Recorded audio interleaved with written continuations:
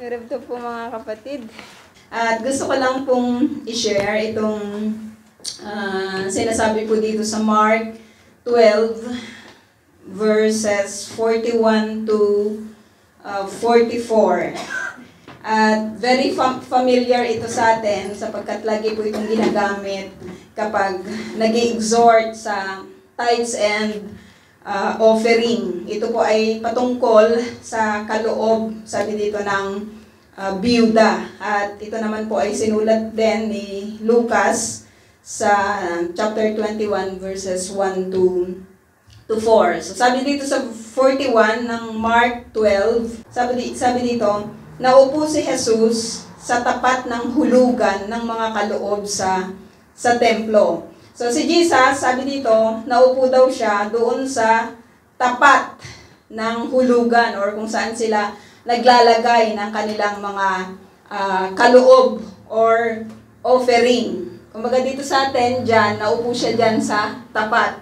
Parang ako lang nakaupo sa tapat ng hulugan, sabi dito, hulugan ng mga kaloob sa templo. At pinagmasdan ang mga naghuhulog ng salapi. So kung titignan po natin mga kapatid, pinagmamasdan ni Jesus yung mga naghuhulog ng salapi. So tinitignan niya, pinagmamasdan. So lahat ng mga pumupunta at nagbibigay ng kanila pong mga offering or yung kanilang mga kaloob doon po sa temple. Marami po itong mga tao na pumupunta po doon sa temple, di ba? Tuwing araw po ng pagsamba, at bawat isa sa kanila ay nagbibigay ng kanila pong mga kaloob. At sabi dito, nakakatuwa na makita po natin na pinagmamasdan sila ni Jesus. Bawat isa sa kanila na pumupunta na naghuhulog ng mga salapi. So parang tayo din, di ba, naghuhulog din tayo ng mga salapi sa offering box. And it is a good thing to know na tinitignan ni Jesus, pinagmamasdan ni Jesus yung ating pong mga inihuhulog. No? Sabi dito, napansin niyang maraming mayayaman ang naghuhulog ng malalaking halaga. Siyempre kapag mayaman ka, di ba, automatically ay marami ka rin yung pwedeng ibigay or ihulog. Sabi dito, ihulog. So that means to say, ay meron sila talagang offering box. No? Sabi dito, lumapit naman ang isang biyudang. So may mga karakter dito na maraming mayayaman. Nandyan sina Jesus at ang kanyang mga disciples. At si Jesus ay nakaupo doon sa tapat ng offering box. Lumapit naman ang isang biyudang dukha. Sabi, hindi lang siya basta biyuda, kundi isa pa siyang dukha or mahirap. No, mahirap yung kanyang kalagayan. At naghulog ng 2 salaping tanso. So yung 2 salaping tanso na yon, mga kapatid, it is nothing compared to the hulog of the mayayaman, no?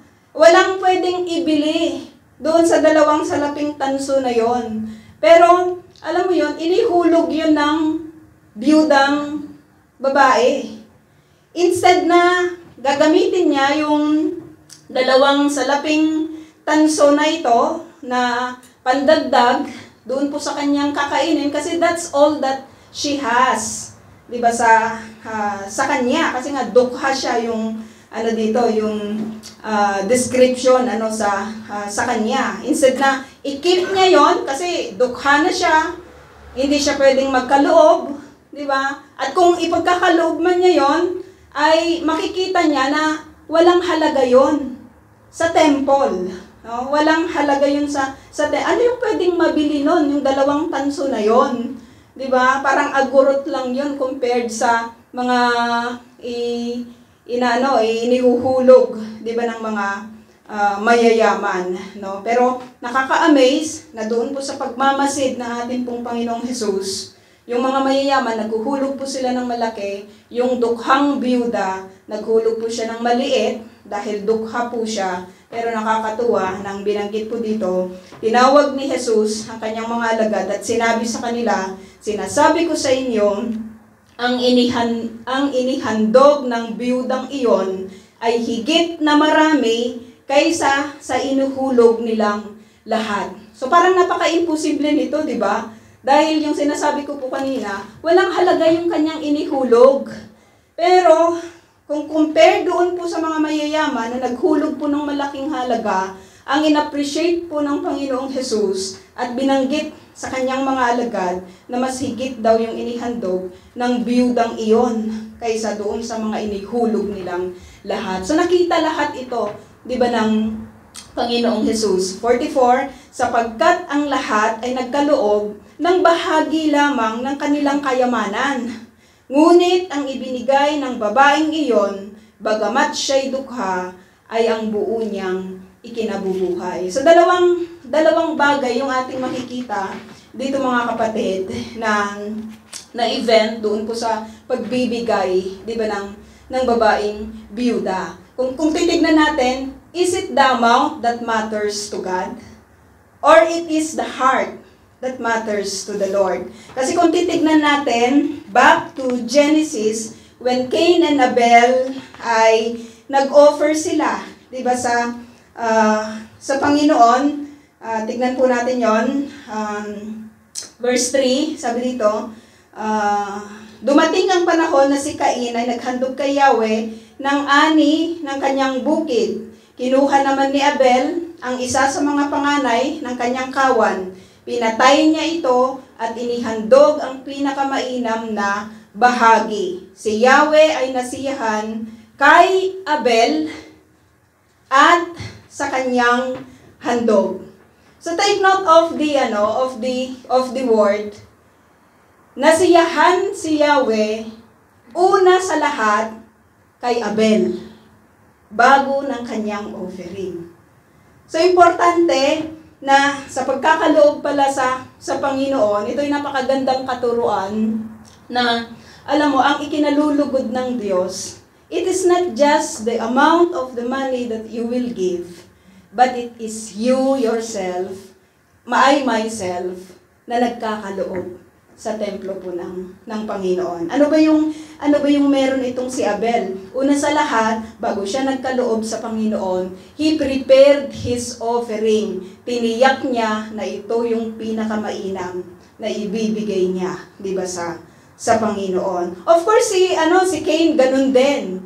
Di ba, yung pinili din niya yung kanyang ipagkakaloob sa Panginoon. Pero meron silang pagkakaiba, no? At yun yung makikita po natin dito. Sabi dito, ngunit hindi niya kinalugdan si Cain at ang handog nito dahil dito hindi may larawan ang mukha ni Cain sa tindi ng galit. Kaya sinabi ni Yahweh, anong ikinagagalit mo, Cain? Bakit ganyan ang mukha mo? Kung mabuti ang ginawa mo, dapat kang magsaya. Kung masama naman ang kasalanay, tulad ng mabangis na hayop na laging nag-aabang upang lapain ka, nais nitong pagharian ka, kaya't kailangang paglabanan mo ito. Ano yung pagkakaiba nila? Yung salitang pananampalataya. Si Abel, meron siyang pananampalataya sa Diyos. No? Iyon po yung pagkakaiba nila doon po sa pagbibigay nila ng kanilang handog, diba, sa Panginoon. Kasi pinili niya diba, inihanda niya mismo yung kanyang sarili as he offered his offering, diba, sa Panginoon. At alam din po natin na sa ating pong mga pinag-aaralan, mga kapatid, ang Bible o ang Lord ay naglaan po ng portion ng help para po doon po sa mga Levites, doon sa mga orphans, at doon sa mga widows. Actually, in every 3 years, yung pagbibigay natin ng kaloob or yung sinasabi po nating tithes and offering, sa Bible, hindi lang yung 10%.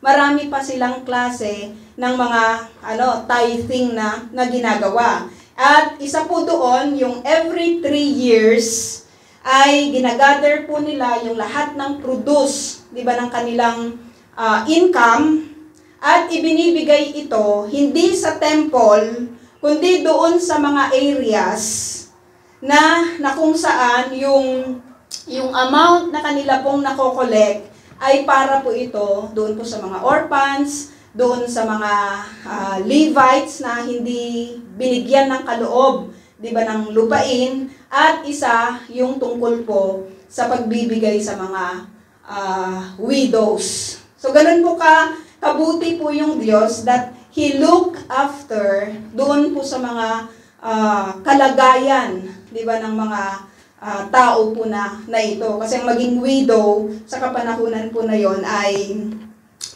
mahirap dahil ang mga lalaki po yung kadalasang, di ba, nagtatrabaho, at ang orphan, di ba, ay yung mga ulila ay may kahirapan din. So God, pinut lahat ni God yung lahat ng pagkakataon upang yung mga tao po na ito ay maministeran, di ba, ng Israel, or yung sa pangunguna ng mga religious leaders. Pero dito makikita po natin dito, mga kapatid, that this orphan, that this widow, wala siyang support na natatanggap from the temple. So nakita po natin dito yung depiction ng mga religious leaders, sapagkat hindi po nila ginagawa, di ba, yung kanila pong tungkulin to look after to the affairs of the widows, the orphans. Wala silang ginawa kung hindi magpayaman, di ba, magkaroon ng anong tawag doon, yung positions. They enjoyed yung positions nila, they enjoyed yung mga material gains nila, at marami pong ganyan sa kapanahunan po natin ngayon, di ba, mga religious leaders na kung titignan mo, ang yayaman, di ba, ang lalaki ng mga bahay, may mga personal na mga jets, yon, o konti-konti na lang, bibili sila ng F-16, di ba, para doon po sa kanilang mga service, di ba, na ginagawa.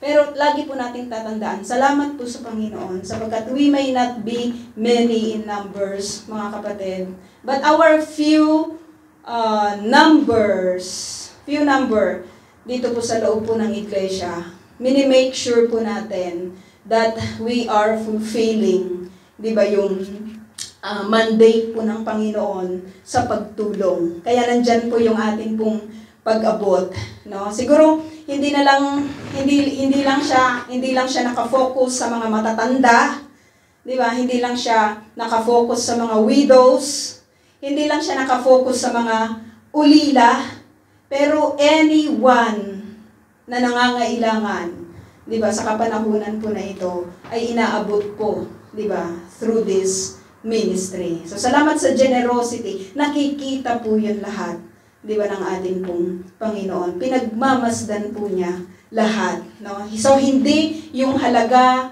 ang nagmamatter, di ba, sa Panginoon, kundi una sa lahat nakikita po niya yung faith, di ba, yung puso ng isang tao. Kasi ang puso na tunay na nagmamahal sa Panginoon, nagkakaloob po siya, di ba, ng 100% or more pa sa Panginoon. So let us pray. Heavenly Father, nagpapasalamat po kami, O God, sa lahat, Lord, ng mga pagpapala na inyo pong ibinibigay, O Diyos, sa bawat isa po sa amin. At masumpungan nga po nawa ninyo ang bawat isa po sa amin na tunay, O God, na nagmamahal po, Panginoon, sa inyo at sa inyo pong gawain, O Diyos. We may give, Panginoon, ang pinaka-problema sa lahat ng mga nagbibigay, O Diyos, sa kapanahunan po na ito is the corruption, Panginoon. Corruption, yung pag-ari doon sa mga bagay na dapat nilang ibigay, Panginoon, for your ministry, O God. At dalangin po namin, if anyone in this place, Lord, ay may mga ganung kaisipan, Panginoon, of corrupting yung mga blessings, O God, na supposed to be, it will be held, it will be used to help, Panginoon, gagamitin ang mga bagay po na ito ang mga salapi po na ito, ang mga pagpapala po na ito upang magamit, Panginoon, na abutin ang mga tao, O God, especially doon po sa mga widows, doon sa mga orphans, doon sa inyong mga lingkod, O Diyos, na nagwo-work, Panginoon, sa inyo. Dalangin po namin that you will correct, O God, that heart, Panginoon. At dalangin po namin na yung generosity that comes from you, Panginoon, we will learn from you, Panginoon, yung generosity, O Diyos, ng pagkakaloob. Sa inyo po lahat ng papuri at pasasalamat in Jesus' name. Amen.